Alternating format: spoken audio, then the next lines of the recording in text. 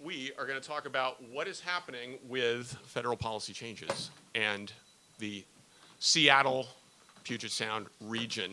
And we have a panel of luminaries, local policy experts, to share their experiences, their work, and the inside look at how policy gets made in the current volatile moment. To my immediate left is Mike Fong, who's Executive Director of Economic Development for Snohomish County. Before that, you ran the Department of Commerce for the state. Before that, you were Deputy Mayor of some small city named Seattle. Speaking of Deputy Mayors of Seattle, to his left is Jessyn Farrell, who is currently Deputy Mayor of Seattle and has had worn many hats in the past, including Director of Transportation Choices Coalition, Civic Gadfly with the Nick Hanauer Group, state legislator, many talents there. And finally, on the far side, Sue Rahr, former King County Sheriff, former Interim Chief of Seattle Police, and currently strategic consultant to various public safety outfits nationwide, if not beyond. Thank you for being here with us. We're excited to have this conversation, and I'm thrilled to share a stage with each of you. So, first question, and maybe we'll start with you, Jessyn. Tell the group, sort of from your vantage point. Oh, the thing I should say before jumping into the questions is each of these folks is bringing a mix of different kinds of policy expertise as well as kind of their sort of current professional hats. So I'm hoping, Jessyn, you can kind of talk about the budget situation at the city and particularly the implications for social spending in the communities, in the neighborhoods. Sue, I'm hoping you can talk about law enforcement and public safety in the city and region-wide. Mike, you can talk about economic development, tariffs, trade, what have you. And also there's sort of a frisson of climate knowledge as well between Jessyn's expertise and Mike's. So we've got a number of different policy areas represented here, and I hope what we can do is learn what's going on in both in local policy and also inside the agencies that are implementing these programs that are currently at the center of the storm of policy changes coming down from the feds. So our first question for the group, maybe Jessyn, you can start, is how are the changes that the feds have been rolling out, both legislation in Congress and with the various executive orders from the Trump administration, shaping and affecting public programs and services in Seattle and the region? Okay, well, good evening, everyone. I hope you can hear me. Thank you for coming on such a beautiful evening to a very dark and intimate location. We appreciate that. To talk policy, awesome. These are my people. So, I think first just to talk a little bit about the city budget. I think one of the, and the myriad of Trump actions that have just been, the quote, flooding the zone in terms of what keeps coming from the federal level, either through executive action, through extrajudicial action, through congressional action. There's a lot happening. And so from the city standpoint where we sit right now in the fall of 2025, we actually don't have that many impacts yet. And that's because a lot of the funding that we do receive from the federal government is pass-through dollars that come through already existing legislation for health and human services or for transportation, or it's in the form of grants that have already been encumbered, and we are absolutely litigating to say that we should have that money and we are spending it and going forward on it. So from this vantage point at this moment right now, we actually haven't felt that many impacts, even though there's just been this, complete dust storm of action that's been rolling eastward from Washington, D.C. for the last, many months. That said, we obviously expect that there are going to be really profound impacts. And it comes in a lot of different forms. I know this is a later question, but just to touch on it, one is just the economic uncertainty. Our tax base really depends on the economic vitality of many, many sectors. And the fact that there's just so much uncertainty, especially with things like tariffs and being a trade-dependent state, that means that things like sales tax may be impacted because consumers aren't feeling as confident. It also means that so for example, in the transportation universe, where we may have expected pass-through dollars or typical grants that we would usually get on big infrastructure projects, they might be changing the rules to be punitive to cities like Seattle. So we don't know what that's going to look like. And I think the other big thing that we know is going to be happening is that our partners, especially our nonprofit sector partners that deliver a lot of services, they are going to be impacted. So one of the real essential questions for the city of Seattle then is, to what extent are we going to be trying to cover where things like SNAP benefits, we actually don't administer SNAP benefits, those are food benefits for very low-income people, but we do have food programs. So one of the policy questions that we'll have to be wrestling with in the months to come is, to what extent are we having to change or pivot or expand? And if we're choosing to expand, where's the money coming from? So again, this moment, even though there's just been a lot of interference, we don't have a huge difference in what you'll see coming from city government, but we don't expect that that is going to be the status quo. Why don't you go next? Sure. Well, first of all, again, Steve, thank you for moderating. It's a pleasure to be here. It's great to see everybody, although I can't actually see anyone out there right now. But I know you're out there. So, but just to dovetail off of Deputy Mayor Farrell's comments, for us in Snohomish County, some very similar dynamics at play. And I think maybe one important component of this to emphasize is that there are lagging indicators everywhere around all of this stuff. So we have spent the better part of the last 8 or 9 months reacting to a lot of chaos, a lot of changing policy, a lot of nuance at the operational level, agency level, trying to decipher some of the policies that have been coming out of this administration, whether it be executive order or congressional actions. But really important to emphasize that even as my team looks at economic indicators, it's just full of contradictions. We see imports up, exports down. We see SBA lending breaking last year's record across the state. We talk to and have anecdotal conversations with CDFIs and such as Business Impact Northwest and others, and they're seeing strong small business lending activity. And yet the on the street commentary from business owners and entrepreneurs is a tightening of working capital, less risk taking, retrenchment as far as growth strategies. But at the same time, we don't necessarily see any of that showing up in the data. Unemployment in Washington State and locally in the county, relatively stable. It's up a little bit, 4.5%. But we see things on the horizon that give us warning that rough time could be ahead. For instance, we see softening, not surprisingly. We read the papers, we see softening in the manufacturing and the tech sectors. We see strength in healthcare and education.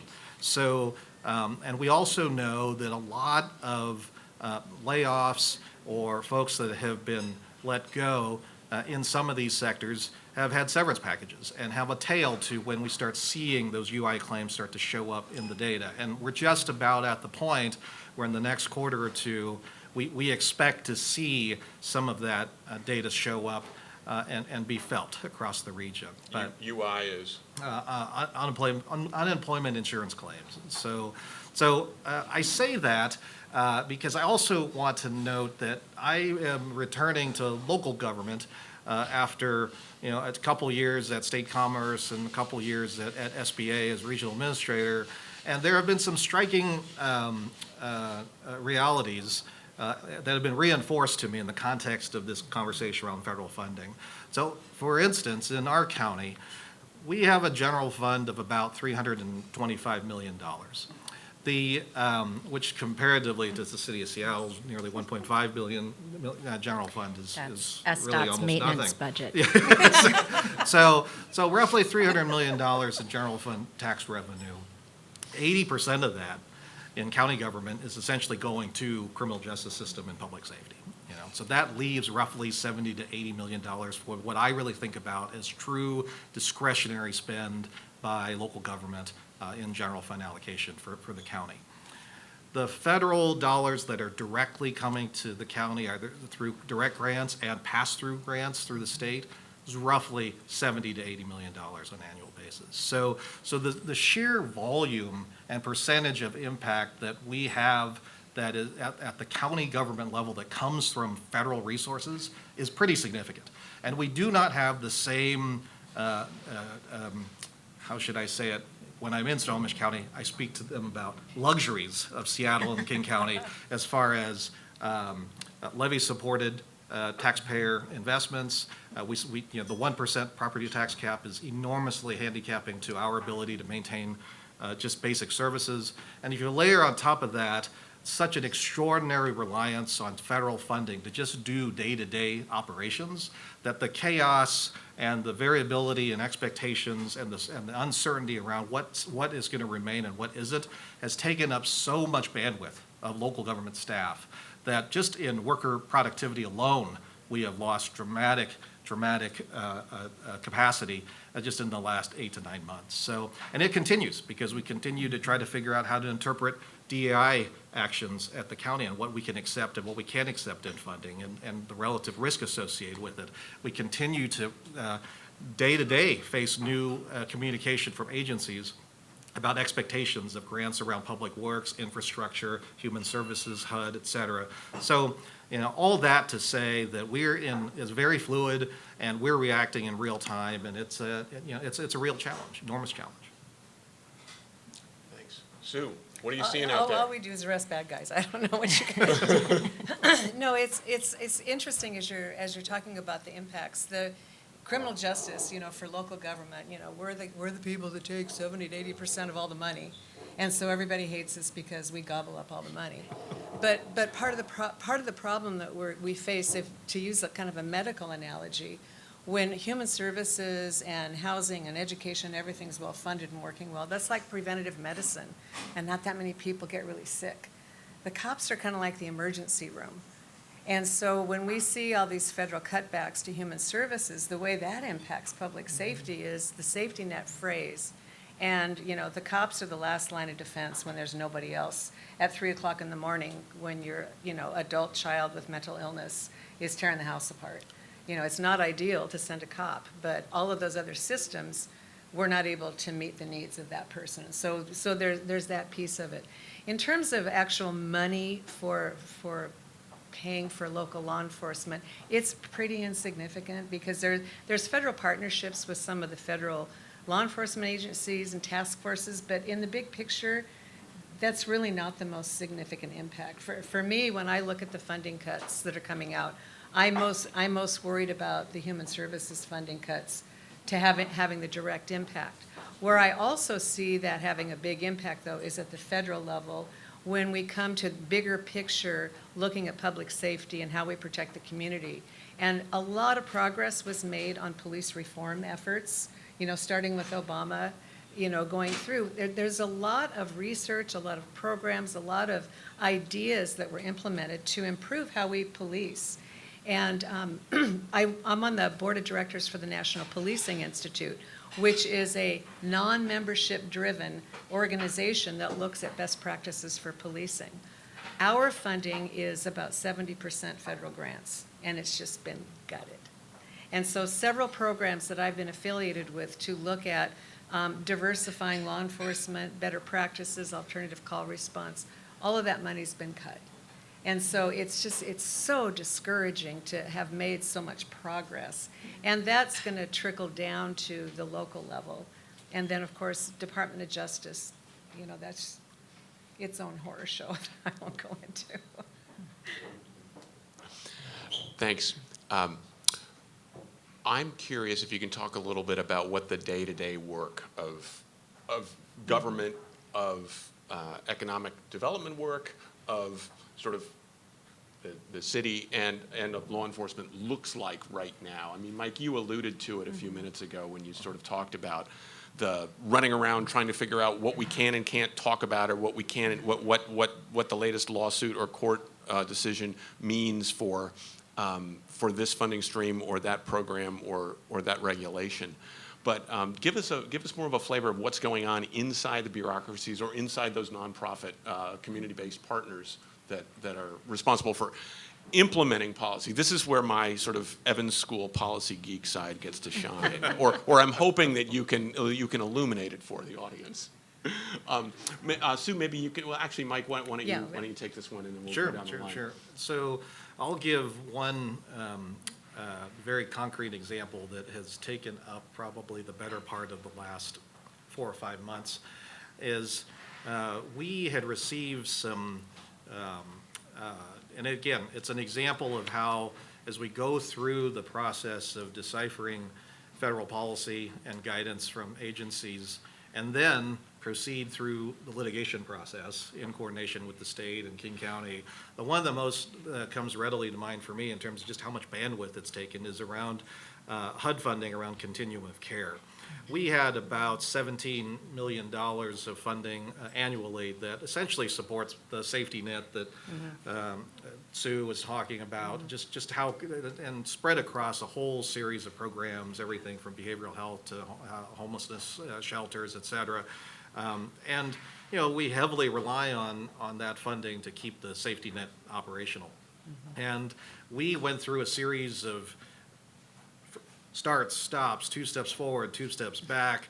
We're not going to get the funding. You're going to need to sign this, that, and the other thing and comply with all of the president's executive orders. We said, no, we're not going to do that. Then we sue. Then there's no funding coming in until the litigation was resolved.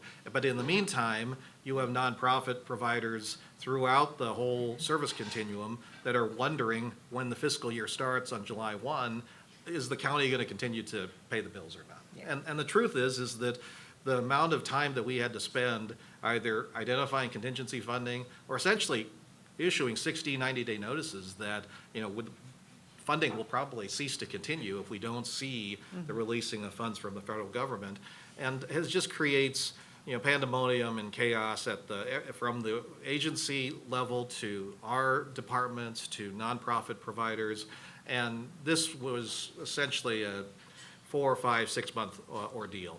And again, it's just, I mentioned productivity in that sense, is so much bandwidth and time was taken up developing contingency plans, communicating with providers, identifying what else would have to be cut, going through enormous, zero-based budgeting exercises within human services to try to identify what was fungible, what isn't, and if we had to re-rack this whole thing, what would that mean? And then at the end of the day, we ended up getting the 17 million, and it was all for naught, really, So it's hard to quantify that impact, but multiply that across all your departments, essentially, and all the staff, where this is really, in some ways, not even their day-to-day responsibility, but have been pulled out of day-to-day operations in order to triage these issues. And that doesn't even count the amount of time we have to go hand-to-hand combat with the prosecuting attorney's office over whether or not we should litigate or not any of these issues. So bottom line is that it is a constant churn and has created, the necessity to create all these new mechanics, interdepartmental agencies, sub-cabinets focused on federal funding that honestly are really just second nature under normal non-Trump era conditions. And instead of focusing on service delivery, performance outcomes of those service contracts, and again, aligning the systems to deliver the best service possible, we have people focused day to day on just having to, engage providers, engage senior leadership, engage other regional partners to figure out what we're going to do in the face of all of these uncertainties. And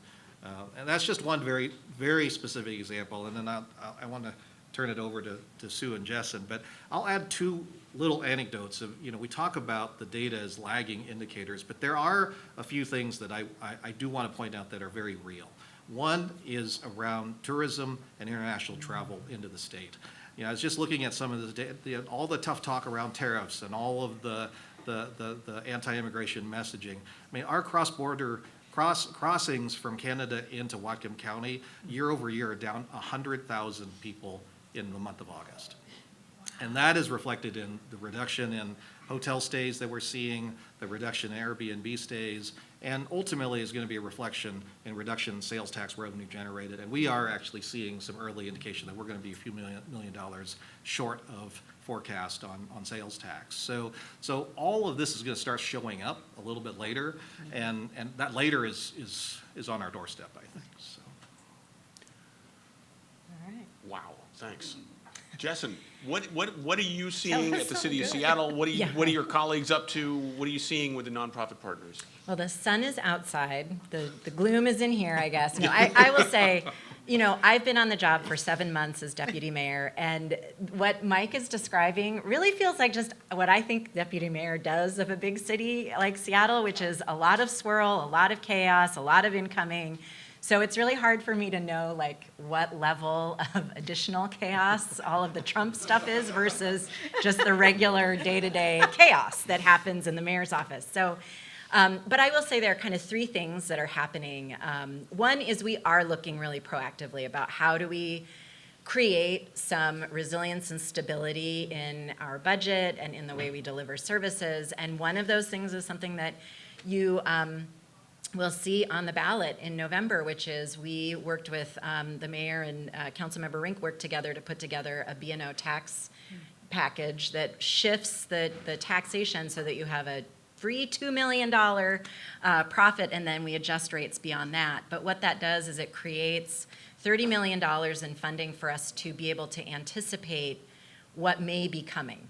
So we don't know exactly how the cuts are going to hit us, but we are pretty darn sure they are going to be hitting us. So we have this tax package that then allows us to have some flexibility. So that was actually very proactive work that we started doing very intensively in the spring and in the early summer. So we knew right away that we were going to have to start thinking about how to create resiliency in the way we deliver programs. So that's one thing. The second thing is we just have a city to run. We are pressure washing 3rd Avenue 3 times a day, and I hope you all like it. Because I spend a lot of time nagging my kids at home to clean up, and I come to work and I spend a lot of time working with departments to clean up.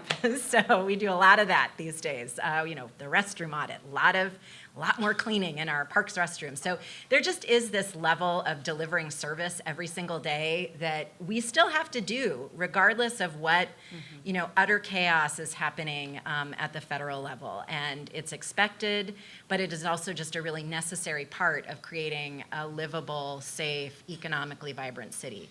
And then the third part is, to Mike's point, there really are these major efforts that we've had to kind of gin up really quickly to be able to respond and develop a strategy. I mentioned our federal funding strategy, which is we believe we are legally entitled to the money and we're going to be spending it, but we had to do a very thorough review of all of the ways that the city receives federal funding to then be able to develop a coordinated, holistic response across departments.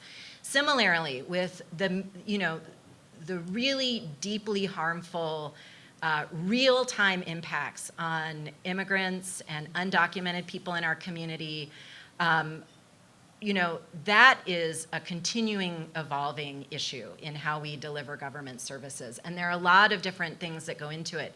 Working with our parks workers to understand when somebody comes into a community center, when ICE comes into a community center, what are they supposed to do? So we had to really quickly work with OIRA and Director Hamdi Mohammed to really put together trainings and communications, and for a 14,000 person workforce, that's a really big thing to, one, understand, what is it that Trump is trying to do, and what is it that is the proper response for us, and then how do we communicate and train to our employees? So that's been a really, really big effort that's layered on top of all of the other stuff that needs to happen to run a big city. Thanks. That's very illuminating and alarming. Sue, you're not working directly in a bureaucracy like our other two panelists, but Right. You're talking to Thank lots God. of folks that do. And I beg your pardon. so, what are you hearing? What are you seeing? Yeah. What's life like in the sort of day-to-day world, week-to-week world of law enforcement these days? Well, I think the concerns I have about the impacts of what's happening are less fiscal and bureaucratic, which that is fundamental, foundational stuff that has to happen. Yeah. What's breaking my heart is we're taking a giant step backwards in building community trust between law enforcement and the community. Law enforcement can't do it alone.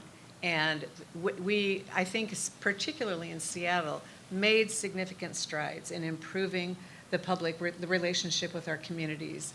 And that is just being decimated by the tactics, the deliberate intimidation tactics, wearing the masks. That's ridiculous. There's all kinds of excuses given for that. I don't buy any of them. I just don't. And unfortunately, many people in our communities, whether they grew up here or whether they're new to the community, they don't distinguish between the 16 different types of law enforcement agencies that overlap in the same community. DEA, FBI, HSI, ICE, local police, state police, county police. They see somebody with a whole bunch of body armor on and police, and it's all one thing. And I think what's happening is it's just so discouraging to see that just being obliterated. And in terms of actual public safety, in communities that have many immigrants, many undocumented folks, I really worry about the crime going up inside those communities because they're afraid to report. The victims are afraid to report because they themselves don't want to have any contact with the police. And in a domestic situation, if there's domestic violence or that type of thing going on, they certainly don't want to have the person who's committing the act deported. And so I think that's the biggest negative impact I see, quite frankly, is just obliterating that trust. One group that I'm working with right now, we're talking about putting together a program to help educate and give guidance to police chiefs and sheriffs, to law enforcement leaders, about how do you resist unconstitutional federal incursion. We don't have to look back very far in history to look at the complicit behavior with the Nazis and the local police. And there's some great programs that have been around for a long time that help teach local law enforcement about the importance of keeping those separate. And it's really, it's going to be a difficult challenge because we all know there are some folks in law enforcement that lean pretty conservative. And because we are in this political environment where there's only two sides, there's no nuance in the middle, that's a real challenge to say, in my opinion, local law enforcement is one of the cornerstones of what makes democracy real or not, liberty real or not. It's our civil rights, it's our freedom. And when you suddenly have law enforcement challenging that, what do we stand for? Yes. It gets grimmer and grimmer, friends. Mm-hmm. Let's look down the road a little bit and wondering if we can have a little bit more of a conversation about kind of how some of these trends that you've been talking about emerging are likely to intersect in, say, 6 months, a year down the road at the street level, in the communities, in the neighborhoods. Specifically, and Sue, you alluded to this earlier when you talked about law enforcement as kind of the safety net of last resort, or what happens when the safety net's not there. Yeah, exactly. But I'm curious if we can kind of explore what my friends in the social sciences would call the interaction effects between these different policy domains and spending and budget lines that we've been talking about. What do we think the intersection of these economic trends that that Mike is as yet unsure how they will pan out, and that sort of the financial shifts and looking down the road that Jessyn's talking about, likely some cutbacks as the wave of cuts ripples westward from the east, and then similarly this expansion of law enforcement presence in different pockets of the city and the region. What's the nexus of that all going to look and feel like on the streets in 6 months or a year? I know I'm asking you to speculate, Yeah. but this is where it gets interesting. Well, I think we can look at the opportunity and look at, the pressure as a catalyst to examine what we're doing now and what we could do better. If there's less funding for some of these different services, then we need to be much more efficient with what we've got and stop wasting money in ways that don't make sense. And I was just talking to my good friend, Fred Jarrett, before we sat down about the 5 institutions that have to come together when somebody's arrested and booked. And if we can get those 5 institutions to work together more effectively, the police, the jails, the prosecutors, the courts, and public health. We always forget to talk about public health because that institution is probably the most important of all 5 if we want to have a positive outcome. When people think about a person being arrested and booked, that sounds like, oh, that's the end of the road, that's the final step. We need to shift our thinking. That should be step 1 of an opportunity to shift things. And if we can get those 5 institutions working together toward the goal of get this person to stop committing crimes, stop focusing on, the only reason for arrest is deterrence. Yes, that is a byproduct for some people, but that shouldn't be the goal. And I think that we could realize some real savings if we stopped looking at that as the final step and look at it as an opportunity. There are some people, it's a fairly small percentage, that just need to be locked up. But that's a pretty small number, and the rest of them, I think we could do a better job and find some savings. So I guess what I'm saying is, if we have to save money, maybe that's the catalyst to force us to work together more effectively. If we have federal troops marching down the streets, I can't even imagine what that's going to look like, quite frankly. We don't have a model for how we're going to handle that. I mean, I would like to say, I would resist, but that's cheap when I'm not actually. my Sean Barnes, God bless him, I think one of his quotes during his confirmation was, "I fully expect I'm going to be arrested." And he is an ethical guy, and I hope that we never get to that point where he feels the need to say, "I will not cooperate with you, federal law enforcement." But, I mean, stuff that's happened in the last year, I can't believe has happened, so who knows? Okay. Well, I think on that note around, some of the very terrifying potentialities that we actually have already seen in other cities and what does that look like in our own policy making. I think one of the things is, how do we think about which fights are we picking with the Trump administration and making sure they're deeply rooted in our values. And I know that the mayor and the city of Seattle feels very strongly that having a diverse workforce, using policymaking as a way to rectify past injustices, those are the things we believe in and we're not going to stop doing. And so that's a fight that we are willing to have, and that's one of the reasons we're thinking about how do we start to create some resiliency in our budget, because those are our values and we are going to stand up for those. So that's one thing that we obviously are thinking about. But I think to that question of what do things look like in 6 months from now, one of the things that I'm thinking about are for those communities that are already feeling the impacts of the Trump administration's immigrants, undocumented people, trans members of our community, right? There are people who are already experiencing really profound harm. What are the things that we are doing to help provide a safe community, provide services? So how are we rethinking things like healthcare?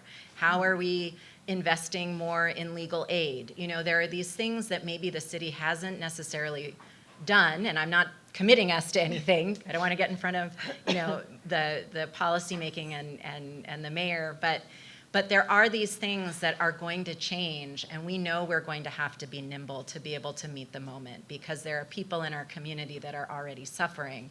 So we need to be, for those of us who believe in progressive government and believe that government does have a role to play in in creating a safe, thriving community, we are going to have to be nimble and adapt to what is happening, which we are already doing. So 6-month crystal ball here.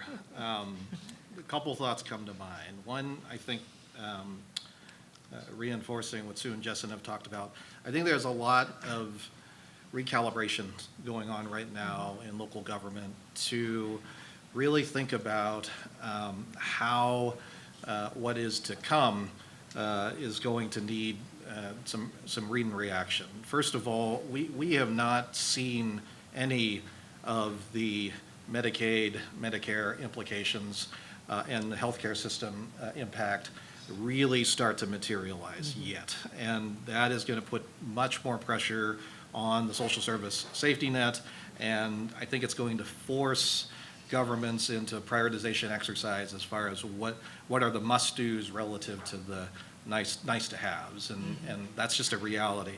And when we're forced into that conversation, it also means as we move into the criminal justice system and the public safety mechanics, you're going to see lots of jurisdictions have an active conversation about whether they're going to take the state authorized 1% additional sales tax to help mitigate for loss of revenue in the public safety and criminal justice system. I know Snohomish County will be considering that very carefully, because it compounds an existing structural problem that already exists, which is if we are going to see sales tax revenue decline, and if 75 to 80% of sales tax revenue that goes in the general fund goes to public safety, it's pretty clear that we're going to be facing public safety, criminal justice system cuts, and running right up against statutory requirements as far as what we need to do as far as investments in some of those areas. So I think that's a reality. 6 months from now, we are going to be actively engaged in the conversation around how does this region and whether this region is prepared for the World Cup. And our unique position, at least for us, between Vancouver and Seattle puts us in a very unique situation as far as trying to capture what we have seen as a huge opportunity to showcase our region, capture sales tax revenue, showcase what the county has to offer. And our mantra about come early and come back or stay late is all to try to build what is an opportunity, generational opportunity for us with eyeballs on us across the globe to maximize that opportunity. But are we going to be in a position to do so given the enormous budget pressures that we'll be under, and also, as we talked about, the tough talk on immigration and tariffs and other things has had some residual impact as far as what we think our numbers are going to look like as far as people coming to the United States for the games. So those are just a couple of areas. And then I'll add one more that I think is, it's certainly cross-cutting policy interest here with Deputy Mayor Farrell, and that is the rollback of the clean energy and climate change commitments and incentives through IRA are going to have impacts on Washington State because we've made such a huge bet on the clean energy and green economic transformation. All that money that we have in the Climate Commitment Act was intended to leverage so much from IRA and the Biden administration's efforts to really accelerate transformation in this space. Now, what I will say, in spite of the fact that there are, last numbers I looked at, $22 billion in canceled or delayed projects across the United States on clean energy resulting from the Trump administration rollbacks in the first 6 months of this year. But in spite of that and those headwinds, the truth is when I talk to clean energy, clean tech, and green companies across our region, it's really still full steam ahead because the reality is that the global market dynamics and the market transformation that's happening is so strong that in spite of what Trump and the feds are trying to do, the reality is that the policy foundation and the economics and where the trajectory the sector is going is that really it's a lot of stay the course is what I'm hearing from our local folks. And some of that is even reflected in things like, talking to Genesco, the folks that do the heat pump distribution across the state. They see, flattening 1% growth, but they also see that even though tax incentives maybe going away from the feds, the local policies requiring us to move towards a clean energy, 2040, clean energy, 100% clean energy across the state is driving that transformation regardless of tax incentives, right? So we're talking to folks that are installing heat pumps and saying that there's still backlog several months in terms of projects and now people are actually rushing to try to get that work done before the tax incentive goes away. And even in that space, it's a mixed bag because you may see the retrenchment from the feds around solar and wind and a few other things in other spaces such as sustainable aviation fuels and hydrogen and certainly nuclear, small modular nuclear and other technologies. You actually see continued investment and emphasis in those spaces. So as a state, and having traveled the state the last couple of years as Commerce Director to see where our footprint is on clean energy transformation, I actually think we're going to stay the course. We may not have the same leveraging that we had before, but the realities are that the economics are still driving that sector, and we're going to keep leaning in, and that's our intent in Snohomish County. Can I add on to that Please, one? I was going to say, I think the deputy mayor This is might the conversation want, part, yeah, right? now- Okay, yeah. good. I actually feel very similarly to Mike on this.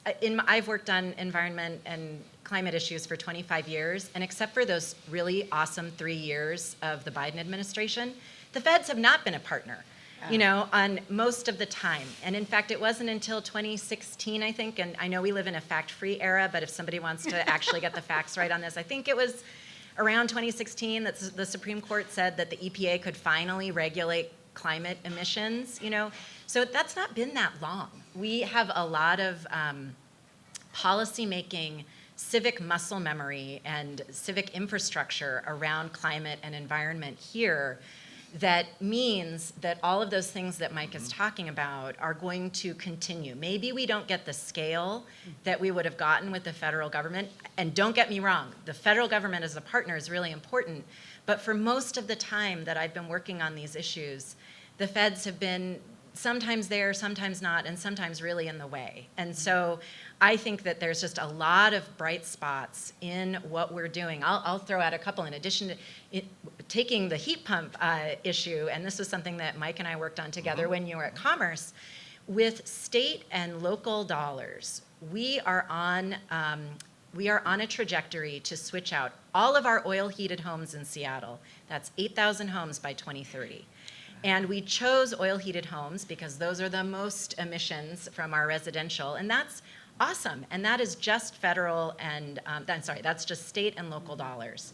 So that's a real bright spot. And there are so many other things that the city and that the region and our tribal nation partners and the state are doing to really get in front of the climate crisis, particularly around resiliency and preparation. So that's actually a place where, they can spin around and fight, whatever off his golf course in Scotland, the windmills, whatever. But we have what it takes here to continue to move forward and to continue to make that just transition and to really make, our place a livable place, even in spite of the increasing threat of climate change. So we're going to open it up for questions, but let me just try to tie a couple of threads here together before I invite the audience to join the conversation. What's neat about ending on that note is, first of all, it's hopeful, but secondly, it highlights what the local and regional capacity for innovation can be when we get creative and when we are thinking sort of outside of the traditional agency silos, outside of the traditional government does this, business does that, the community does this other thing. And that's where I hope maybe we can get some of this action in the jail arrest and booking process. That's where hopefully we can get some action in the tourism space. And that's where I think a lot of the conversations that we're having at the Evans School at the University of Washington is how do we catalyze that innovation within the bureaucracies so that all this churn, yes, you have to do it, but at least the bureaucracy is humming and not just emailing itself, which is sort of what a lot of our jobs actually look like day to day. So hopefully we're going to create some more innovations in the region and in the state and locally and start to chart a path and take advantage of what how did you say it, Sue? That maybe the crisis is an opportunity also. Always, always. Let's hope. It's a Okay, catalyst for change. so we have 40 minutes or so for conversation and questions. What would you like to ask the panel? Can you stump the band? Doug Yeah. Hurley can. Don Brazil had a piece in the Washington Post today, largely focused on everything for Old Metro Island Road and Activate JVA. But she was also describing the takeover of DC as an occupied city. My crystal ball has been looking backwards towards Chop, then forwards towards the next one. Yes. And I have this image of sort of black-shirted Portland architects joining us in our effort to tone this down. What? They're going to come. Few cycles. So when you're not hoping that we can make those 5 parts of the justice system work, we're not hoping that we can get e-punch to work, even despite all this. How do you see, what are you doing to plan for the invasion? So I'm going to repeat the question so that our friends watching out there in Seattle Channel TV land can hear. The question in a nutshell is, let me see if I can get this right, what is the region doing to plan for an occupied city, should it come to that? Close enough. Without giving away trade secrets, Yeah. what's going on in the back rooms, Jessyn? Yeah, you know, I would go back to that, where are we picking fights? Because we know that so much of the apparatus that the Trump folks use is based on instigation and poking at us and getting us to, you know, come out and you know, and take the bait in a lot of ways. And so there's, on the one hand, not doing that, and then on the other hand, drawing, you know, like boundaries around what our values are and being willing to stand up for them. And that is a very nuanced, delicate balance that, you know, we are figuring out as we go. I would point to, though, you know, you may have paid attention to, there was a right-wing pastor who had come to Cal Anderson in May, and, you know, there were a lot of critiques of how that went.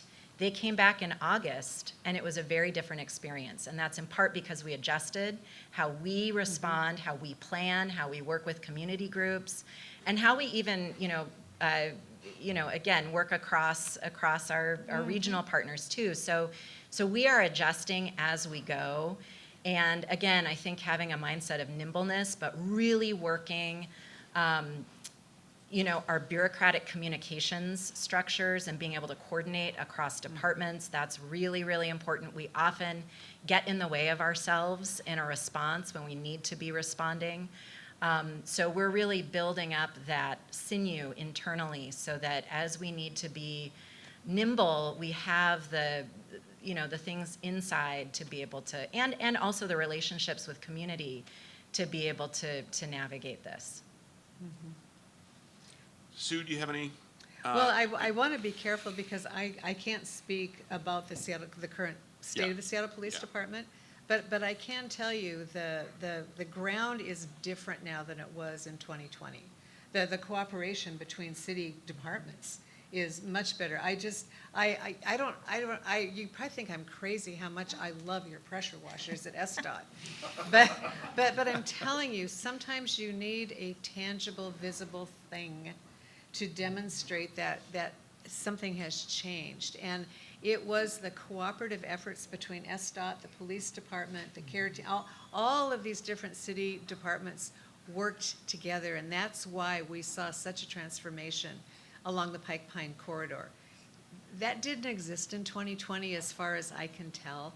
So you have the leadership in the mayor's office and the leadership in the Seattle Police Department are on the same page. They're working together, and that gives me so much hope, is because that is there. So you're not going to have the chaos at the top that happened in 2020. And I think going forward, you have 4 more years of building relationships with the community, and I think there's value in that foundation that's been built there. That's Yeah. really a keen insight, I think. Mike, do you have anything to add on this? Are Not too much, you guys gearing up for armed Fortress Snohomish? Well, these are trade secrets I can't divulge. I'm sorry. The only thing I'll add, and actually just dovetails off of what Sue just said, is that I do think that two things on government capacity. There has been a lot of new muscle memory learned since the pandemic. And that muscle memory is something that I have been trying to reinforce the necessity of being able to carry through into post-COVID operations. And because there were things that were done in the middle of the pandemic that are inconceivable for government bureaucrats like myself, over 25 years. And the ability of the government to mobilize in times of crisis is actually, when it's working, is an extraordinary thing. And the second part of that is, I think it's incredibly important for us to, in the background context of an environment that is so toxic around the public sector and government, and what the messaging coming out of DC is about public service, is that it's so crucial for us to maintain that important capacity within local government, regional government, state government, that talent, that expertise, and that experience should be celebrated. Because those are the folks that are going to be the ones we're relying on in a crisis situation. And having been in those rooms, I know that we cannot afford a brain drain at City Hall or at county government. And if anything, we should be embracing and absorbing the folks fleeing DC, coming home and bringing them back into local public service. Because when we need it, and when the occupation or whatever it may be comes down the line, I'm going to sleep better knowing that the people at City Hall, at county government, in the Emergency Operations Center are people that know what they're doing and are going to act in our best interest. And if we can maintain that, and we all have a role in supporting our public servants and knowing that they will step up when we need them to, but we can't afford to beat them down any further in an environment like this with the way the Trump administration has messaged their work. So, Thanks. More questions? Yeah. So one thing I find really striking about your conversation is there has been no mention of artificial intelligence, whereas our media is obsessed with it. And so I would just be curious to hear stories. Maybe they're using ChatGPT to write their articles. I'm kidding. Stories of disruption, crisis, opportunity that are showing up in your day-to-day work. As a result of As a result of artificial intelligence. Okay. So the question then, if I can paraphrase it, is are there stories, are there examples of how artificial intelligence is showing up in the work of government these days? Your work specifically. Yeah, my work specifically, not at all. I mean, honestly, because so much of the work, I oversee parks and transportation, sustainability, and the Office of the Waterfront. And so much of that work is really, truly the day-to-day taking care of our physical spaces. And, I'm sure that there are back-end functions, maybe around traffic operations, that I'm not familiar with. And I will say that the city of Seattle is, doing pilots around artificial intelligence. That's kind of outside of my purview. So maybe the next guest you can have will be someone who's really more deeply steeped. And that's not to say that it isn't a huge transformation that's coming, and a huge transformation that will have some real value and some real disruption in the delivery of government services.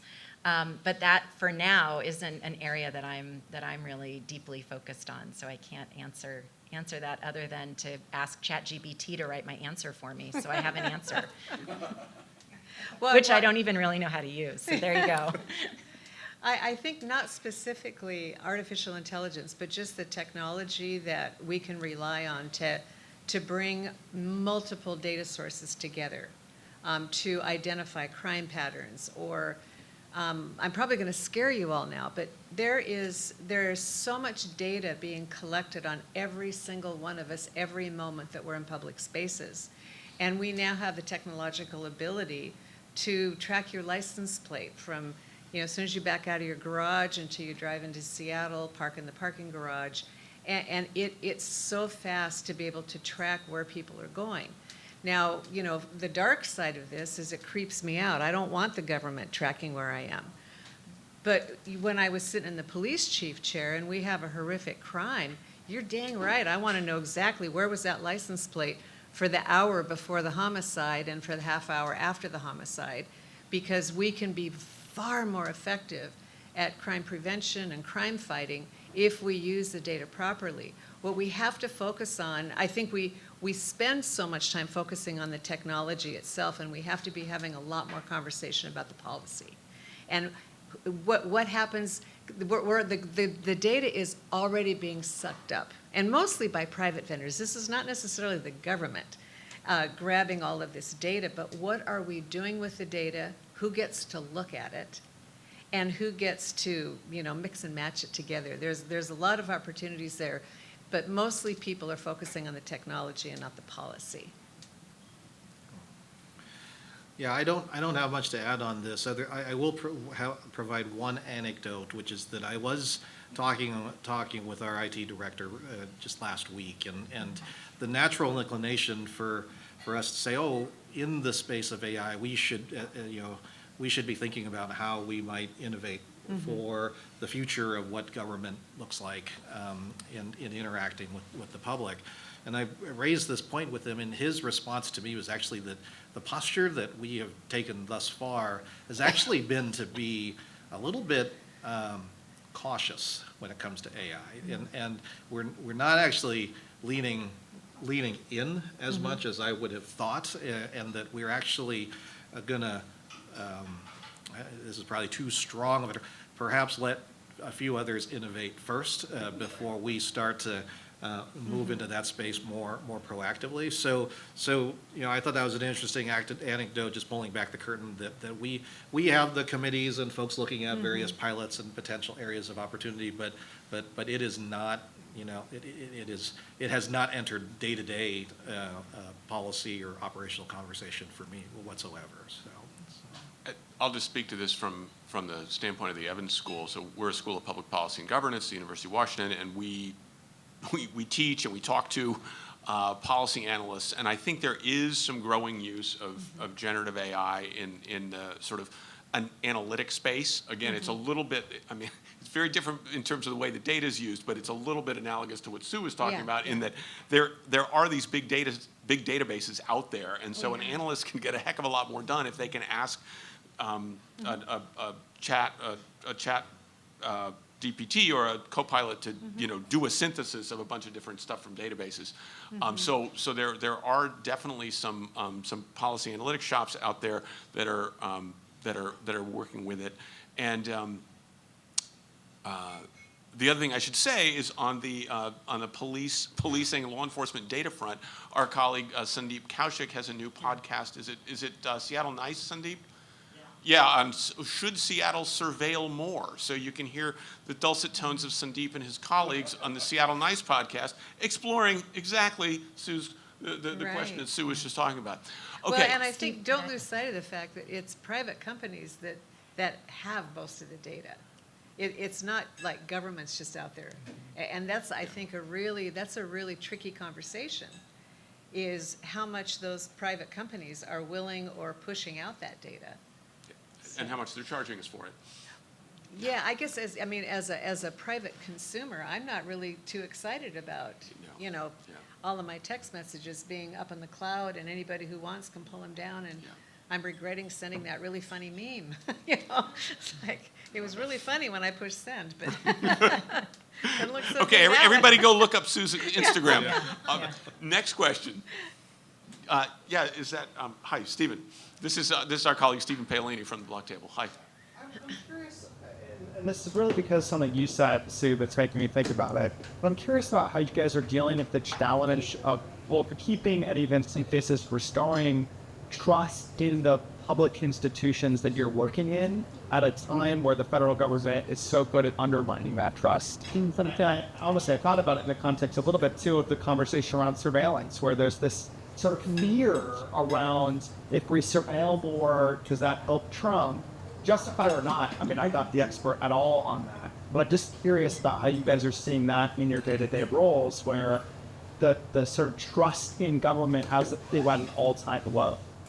So the question is, how are you seeing trust in government play out right now when sort of the many at the federal level and elsewhere are actively trying to undermine trust in government? And then are there ways in which you in your work or the jurisdictions and the agencies that you work with actively trying to restore trust in government or rebuild it? Where are there success stories out there? Are there sort of promising targets of opportunity? I can tell a success story maybe. So Stephen, I think that is in some ways one of the defining issues of our political era, which is how do institutions either work for someone or not work for someone, and who feels left out by institutions, who feels harmed by institutions, who feels served by institutions, right? That gets at so much, I think, of the disappointment, anger, rage, broken promises, that a lot of people across different socioeconomic, demographic, racial groups feel about government right now and about institutions broadly. So I feel like that is one of the defining features of our political era, for the last 10 years at least, maybe post-meltdown, 2008. But I will tell a story of where I think trust really figured prominently in being able to make a really big policy difference. And this is related to the Building Emissions Performance Standard, fondly known as BEPS.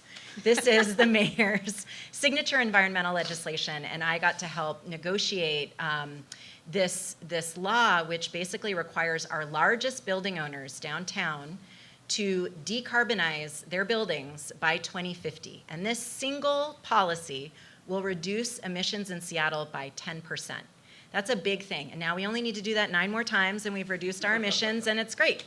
But I will say that trust played a huge role. One of the jokes I like to make about this policy is this is one of the few instances, maybe the only instance, where both DSAs in our community were able to be in kind of the same neighborhood, where the Democratic Socialists were at the negotiating table, the Downtown Association was at the negotiating table, and we were able to thread that needle and get to a policy that, while maybe not everyone liked, everybody was able to get to at least neutral or an enthusiastic yes on, which was really important.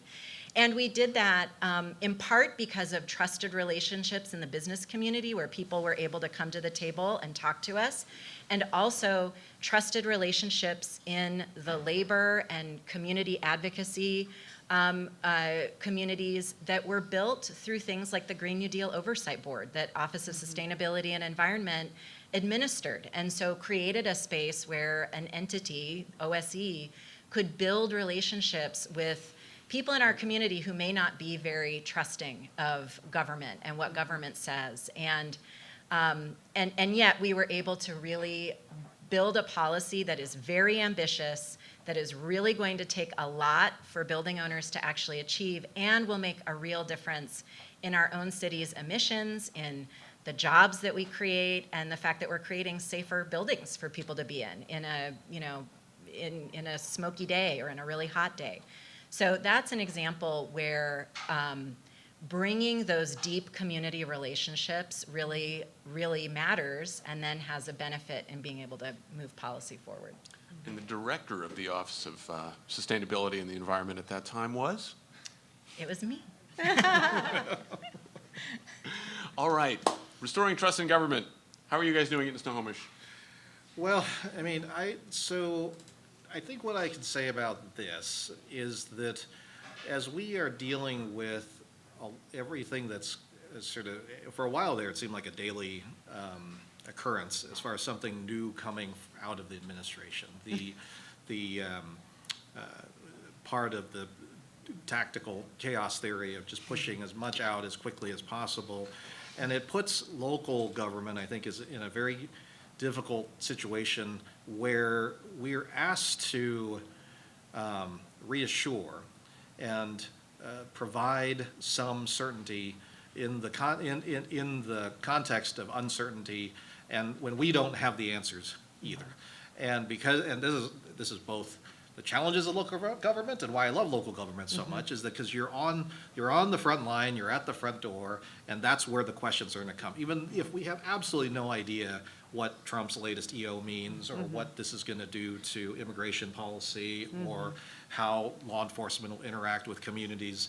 And all we can do is really, I've seen this over the last 6-9 months, is a real effort to try to engage and have open dialogue with particularly communities that have been most vulnerable to some of these attacks, so to speak, from this administration. And even when we have not had the answers, has been a willingness to sit down at the table and have that dialogue, and actually simply acknowledge that we don't have the answers in most cases. And when we do, or when we know that there is competing policy, whether that be, and this is most notably in the law enforcement space, I think, in terms of immigration policy and cooperation with ICE and other things. It is really important, I think, for local leadership to be vocal about standing up for those values. And I know we've talked a lot about that and how far that can go, and in a climate where there are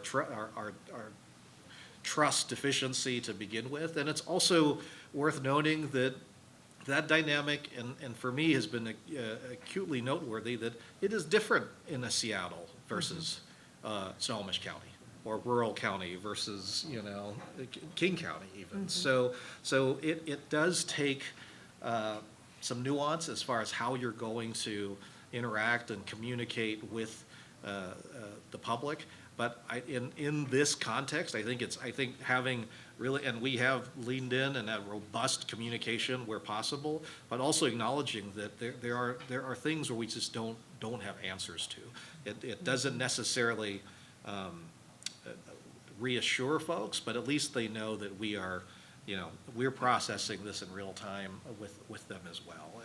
And I don't, it's a great question in terms of the broader dynamics and the erosion of the confidence in government and our institutions all across the board as part of the administration's playbook here. I don't have a good answer for it, but it's something that is terrifying every single day, as far as we have all these ingredients of really, really, really bad for democracy indicators, in terms of the massive misinformation that's out there in so many different channels, the systematic breaking down and manipulation and destruction of our institutions, and then the polarization and divisive politics, all are contributing in such a negative way to the climate that, the level of fear is palpable, and I wish I had an answer to what we can do to mitigate for that, but truly we are in constant reactive mode, and if there is a way for us to move out of that, that would certainly help. But right now it is largely reactive, and at times in counties like Snohomish, and really at times in the 38 counties other than King and Seattle, the tools are a lot more limited, in terms of what we can do. We don't necessarily have the ability to bolster with a B&O tax reform proposal that we can, mitigate for federal funding reductions. We just can't see the same political dynamics as there might be in different parts of the state, which overlays a really, really significant challenge for those of us. They're trying to keep the wheels on the bus, so to speak. Steve, could I add something to that, though? And this kind of goes back to that AI question. I was thinking a little bit about, so to that point, right, Seattle is unique in that, we have a very generous electorate. We have the ability to do a lot of things and experiment and try things. But I also think that, to Sue's point, that there is this opportunity for real innovation. I was thinking, what is a problem that I am constantly trying to solve, that many of us are trying to solve? The trees versus housing issue in Seattle. Let's talk about that Seattle buzzsaw, right? To make a deliberate joke there. But, so how might we use AI on that? I mean, I definitely think that the big overall play on that is you need more flexibility for development and prioritizing saving trees over all the other things that we put on development. You incentivize, et cetera. But one of the things we really need to understand is data. What are the most important trees in the city? Some people talk about the last 6,000. Where are they? What kind of lots are they on? And then what would it take to have, how many lots could we develop if we were able to have a degree of flexibility that saves trees? And I think that would be a great application of AI. And, maybe I'll get to that after we've figured out how to pressure wash Capitol Hill 3 times a day too. So that's something. But again, just to Mike's point though, around how to be proactive, and I just want to name check something because Doug Hurley and Fred Jarrett are in the house tonight. One of my favorite policymaking eras of Washington State history is the early 90s, when we created the Commute Trip Reduction Act, the Regional Transit Authority, and the Growth Management Act. And those were all things that we made up, that policymakers in our community actually made up in response to problems. And I think we can do that, so I think if we can all figure out how to get the time, those of us on the front lines, but that's where the community comes in too, right? Which is how are we creating that next generation of innovative policies that solve the problem of the day? And that is really, part of my, I think, charge to all of us is, Trump has us talking about Trump things, but let's all focus on the things that we care about and invent those things that will move the ball forward in the way we think it needs to be moved forward. And that's the power that we have at the local level. Thank you. That's great. Sue, do you have any thoughts about trust? It's hard to top that. That left me feeling very hopeful.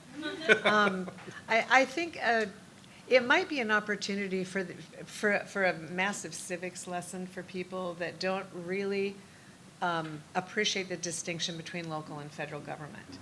And I think this is an opportunity for local government to shine and say, in spite of the chaos swirling around up here, the buses are still running, the toilets are still flushing. We can still go through with our daily life. And we have a unique opportunity in this region with the sanctuary laws, frankly. I know even back when I was sheriff, I would go into various communities with a lot of undocumented immigrants and say, we are not going to ask you these questions. Well, how do we know? The law says we can't. And so there are things that we can emphasize the positive side of the fact that we are a sanctuary state. I don't know if that's the right term. But there are things that we can talk about that makes us unique in this area, this region of the country, this part of the state. So, focusing on those positive things, I think, is really important.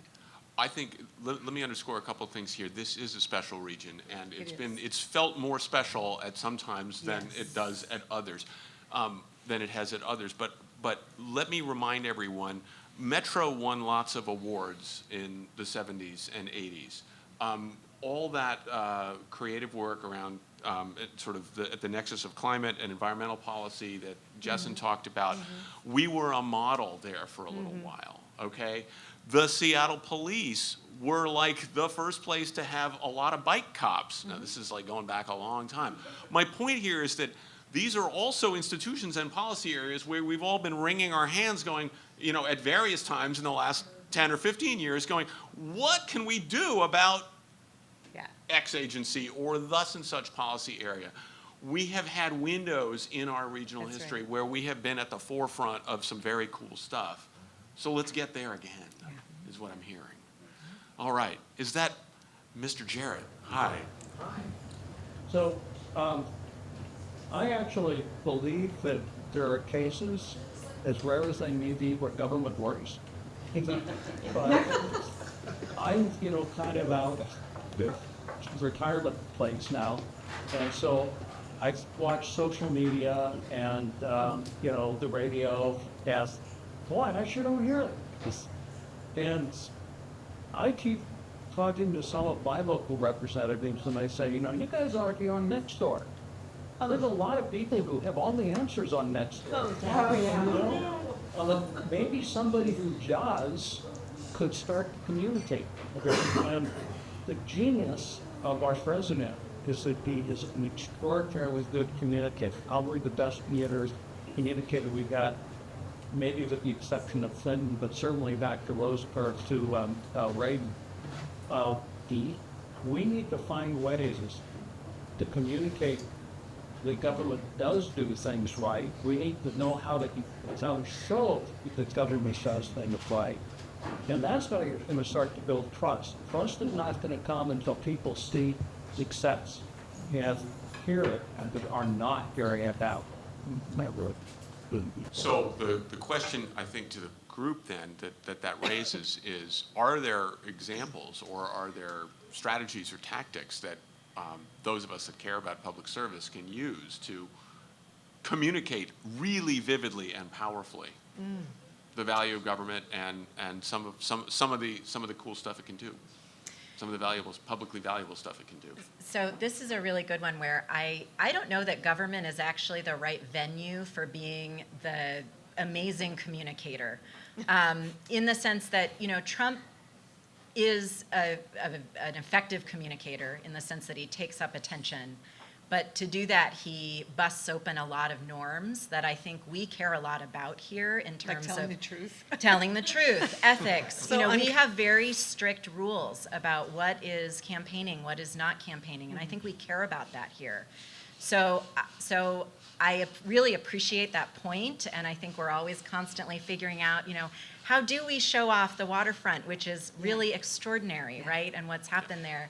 But I also wonder if that is a role where, engaged citizens, engaged community members, can partner and tell a story. And I'm thinking about, to use another example from the past around, and I can't remember the name of the nonprofit that was set up to promote Seattle trade. What was it? Somebody probably knows in this group.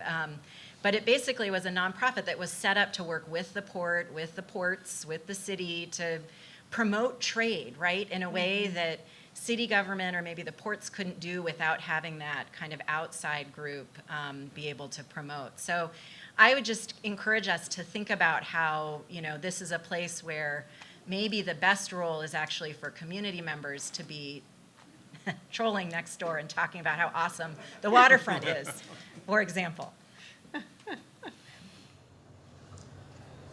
Yeah. Sue, given Seattle's status as a sanctuary city, can you speculate on what a police chief or a sheriff might be telling commanders and officers on the street about how to interact with federal officers? Do they resist? Do they support? Or do they be more protective?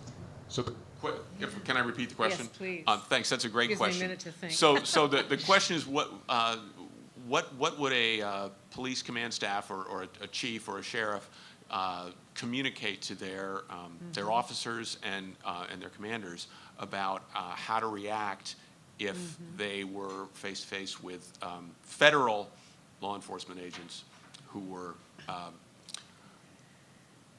at risk of breaking the law, trying to break the law, trying to contravene our values? Yes. Oh, that's the fundamental question that is being put before this group that I'm part of out of Georgetown.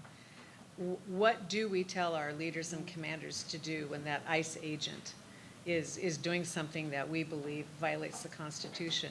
And I'm not going to speculate and say what I think the Seattle chief or the Tacoma chief or I don't know yet where we are. I do know that we have state law on our side right now in terms of what information we ask for, what information we release. But the way things are going, that could shift. And I think that's what everybody is afraid of, is that when we no longer, the rule of law is teetering right now.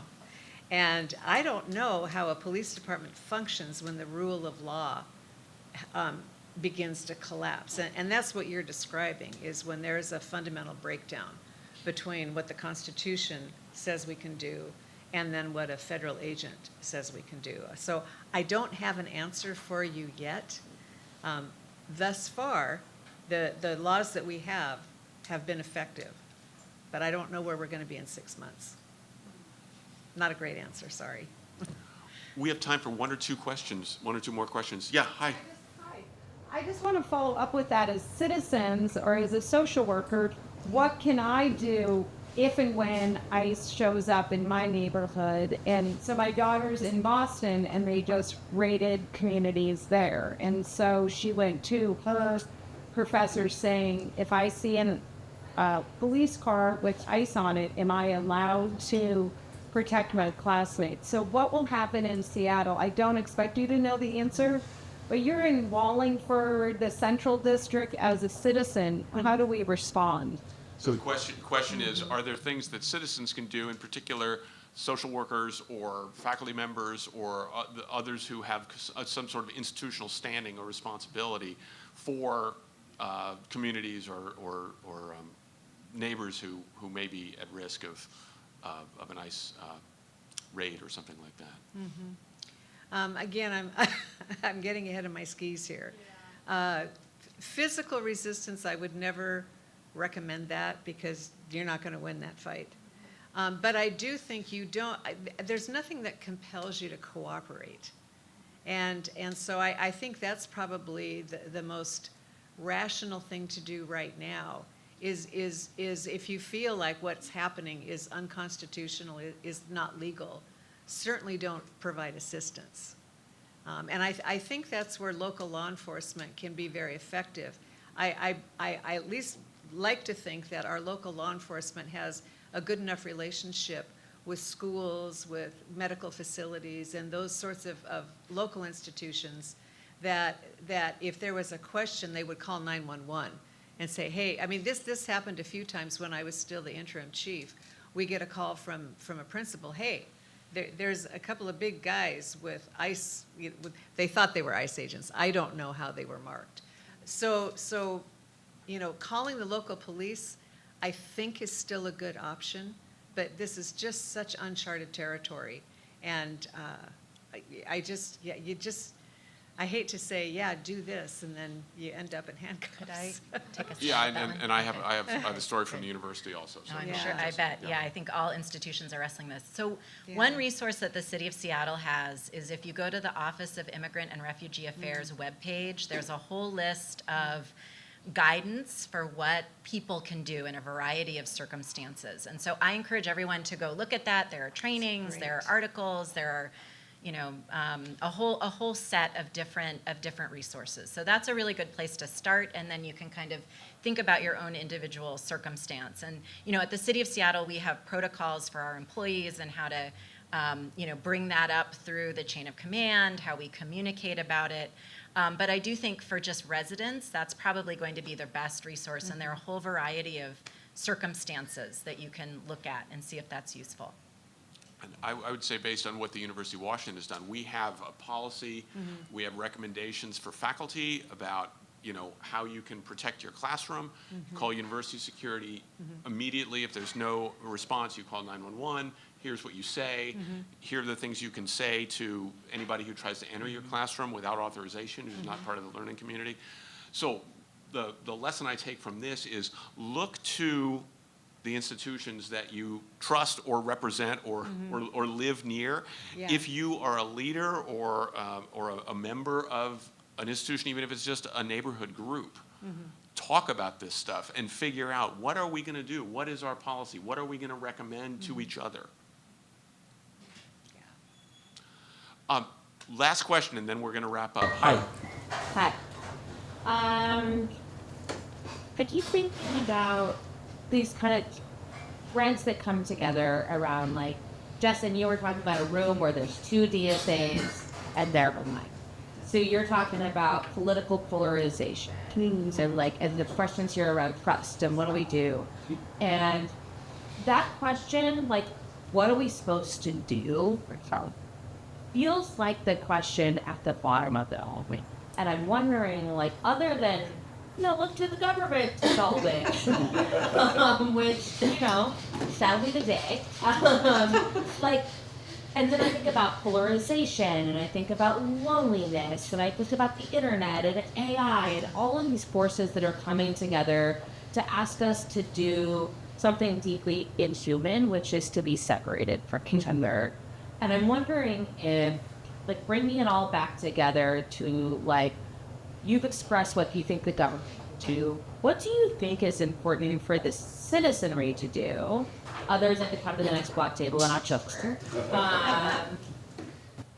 So this is Alex Hudson from the Block Table Executive Committee. Hi, now I'm recognizing you through the lights. Thanks, Alex. Question to the panel is, what can citizens or the citizenry do? Start talking to each other, build relationships, cross that divide, talk about the fact we're being bombarded from social media trying to break us apart, trying to pit us against each other. And I think the more you have to intentionally try to build relationships. I live in a unique neighborhood where I know all my neighbors, I know their kids, I know their grandkids, but we are the exception. But if everybody really made an effort to get to know each other, start building relationships, and it's like the little Lego pieces. You just keep building and building, and you start to meet people that are part of that group that I'm supposed to hate. I really think you start at the relationship level. Yeah, I mean, I think this is a great example of that. What came into my head was, the committees of correspondence in the Revolutionary War era, right? Where in the olden days, people writing letters to each other to stay connected. But, this kind of creating this space, and thank you for creating this space so that we could have this conversation tonight. I think that is absolutely where it starts, being in dialogue together, building relationships together, and then picking problems to solve together. I really think that's important as well with, those trusted people. And then you're an organizer, you know how this works, but, I think this kind of convening is really the nucleus of, that big kind of policy, innovation, change that we can control here. And that is what I think, and in doing so, we also build our own kind of muscles around resilience as we are navigating these really, really terrible things that are happening in our country. Fong, it's the last word. Well, the only thing I'll add is that I'm a big believer in celebrating wins where you can find them, and then building street cred and momentum behind that. So those wins in such a demoralizing environment are hard to come by sometimes. So when we have them and when we find them, we have to find ways to I think celebrate them. And to your point about loneliness, and I do think a lot of people feel isolated, helpless, demoralized, right? So how do we take dialogue, communication, community, and move a bit towards action to celebrate some very localized wins that we can put on the board? Because I think that's what's going to build some energy and momentum. I mean, our side needs to celebrate some wins, and I think that's what we need to find and then hold on to those, and then also for those that are feeling alone and demoralized and isolated, to not feel alone, demoralized, and isolated is really important to actually build team around this work. So it's easier said than done, but I think those are probably the necessary ingredients for us to be able to figure out how we uplift community in spite of all these headwinds. Please join me in thanking our panel. This has been a treat. Thanks a lot for joining us.